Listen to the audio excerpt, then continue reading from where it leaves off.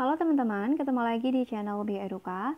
Kita akan membahas soal-soal tes CPNS tahun-tahun sebelumnya mengenai TIU. Sebelum kita lanjut membahas soalnya, jangan lupa untuk subscribe, like, and share video ini sebanyak-banyaknya. Oke, kita langsung ke soal yang pertama. Terdapat 8 kursi tersusun melingkar yang akan ditempati 6 siswa dan 2 guru. Berarti totalnya ada 8 orang ya. Kursi khusus guru berwarna kuning dan saling berhadapan. Jos duduk di antara Mona Lisa dan Nabil, Lintang dan Okta duduk bersebelahan, Okta duduk berhadapan dengan Jos. Jika Kadafi duduk berhadapan dengan Mona Lisa, ini ya, Kadafi berhadapan dengan Mona Lisa, maka pernyataan yang benar adalah, oke, kita langsung gambarkan ilustrasinya. Tadi ke-8 orang ini duduk secara melingkar, berarti seperti ini.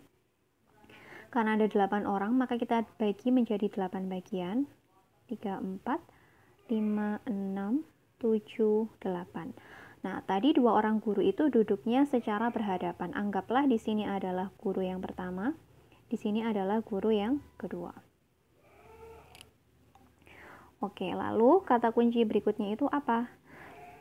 Jos duduk di antara Mona Lisa dan Nabil. Nah, kita kan belum tahu ya di mana posisinya Mona Lisa dan Nabil. Kita cek ke pernyataan yang selanjutnya. Lintang dan Okta ini duduknya bersebelahan. Kemudian Okta duduk berhadapan dengan Jos. Nah, kita umpamakan saja Okta ini duduknya di sini. Berarti Okta ini kan duduknya bersebelahan dengan Jos. Berarti Jos ada di sini. Kemudian Jos ini duduk di antara Mona Lisa dan Nabil. Berarti Mona Lisa anggaplah di sini, lalu Nabil ada di sini. Kemudian Kadafi ini duduknya berhadapan dengan Mona Lisa. Kalau Mona Lisa di sini, berarti Kadafi duduknya ada di sini. Maka yang tersisa ini adalah Lintang. Nah, sekarang kita tinggal cek saja pernyataan mana yang benar. Lintang duduk di antara Lintang duduk di sebelah Nabil. Lintangnya ada di sini. Kemudian Nabil ada di sini. Ya nggak mungkin kalau mereka duduk bersebelahan ya. Berarti yang A ini salah. Kemudian yang B, guru duduk di antara Kadafi dan Nabil. Guru tadi kan ada di sini sama ada di sini ya.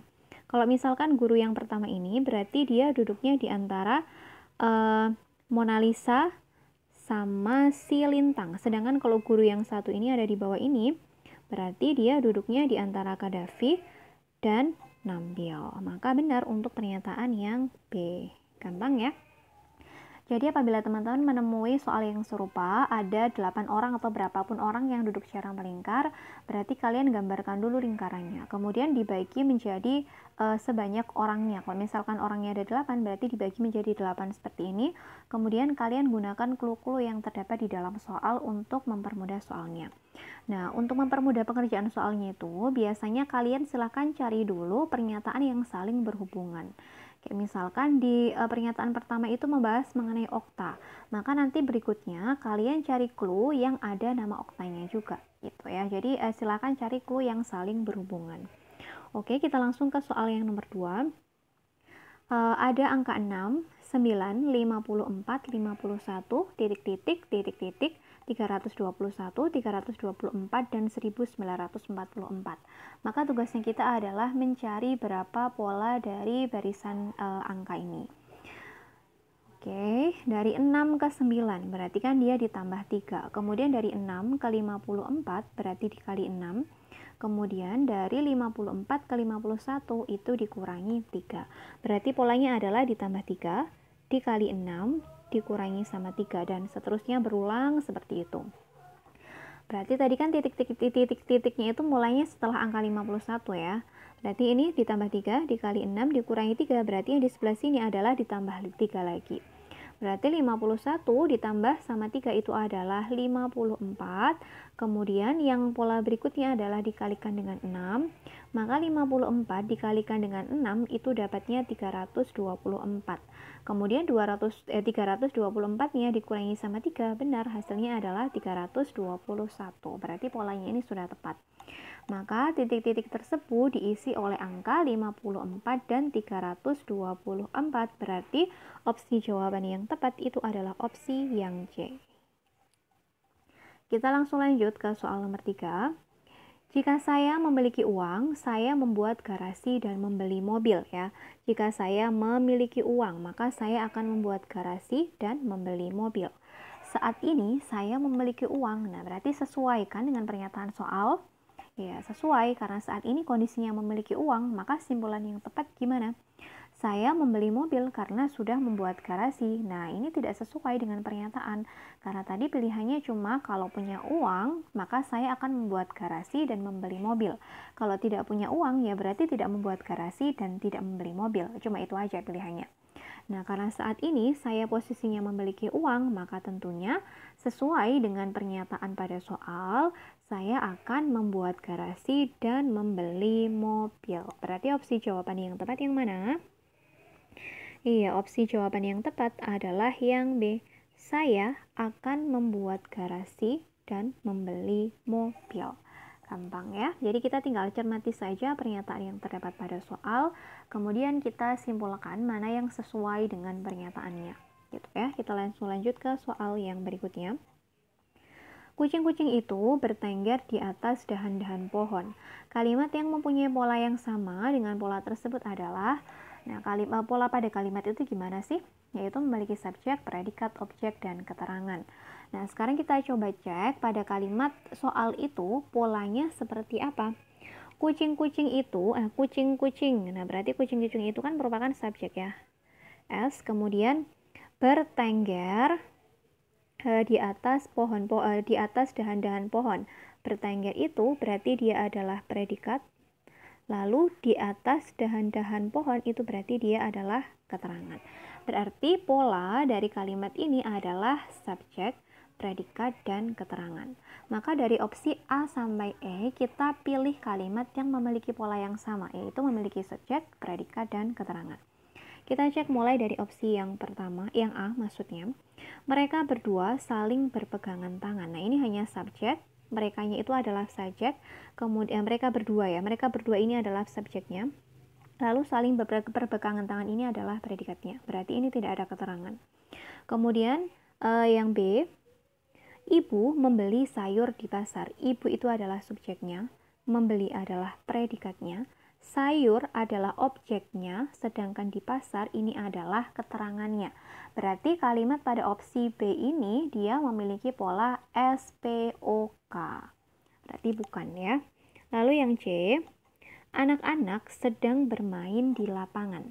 Anak-anak itu adalah subjek, kemudian sedang bermain itu adalah predikatnya, di lapangan itu adalah keterangan tempat. Nah, berarti opsi yang C ini yang sesuai dengan pola kalimat pada soal, yaitu memiliki subjek, predikat, dan keterangan.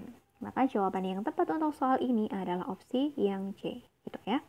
Kita lanjut ke soal yang terakhir. Ini adalah pola gambar dan kita disuruh mencari bagaimana pola yang ditandai dengan tanda tanya. Itu kira-kira gimana? Kita perhatikan gambar di sebelah kiri atau gambar bernomor 1 dan 2. Di sini disajikan gambar setengah lingkaran, kemudian ada gambar persegi, lalu ada gambar segitiga. Lalu gambar di sebelah kanannya itu gimana?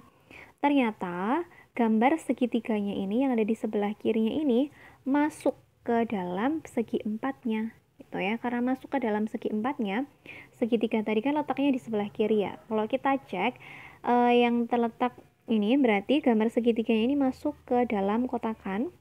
Lalu gambar yang setengah lingkaran ini posisinya pindah ke sebelah paling kanan dan dia itu memiliki cerminan atau gambarnya menjadi utuh. Yang awalnya hanya setengah lingkaran, berarti cerminannya itu kan juga separuh lingkaran ya, sehingga dia itu membentuk lingkaran utuh seperti ini. Ini adalah cerminannya.